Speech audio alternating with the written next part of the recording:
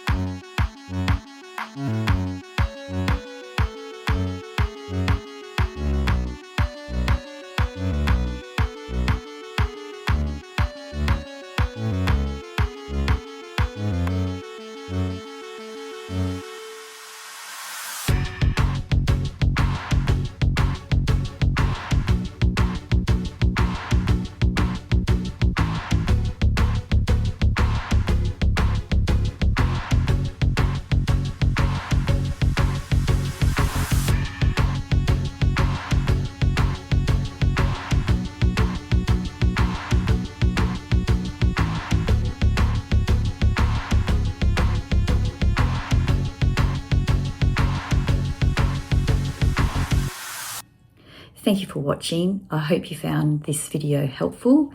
Have a great day and happy baking.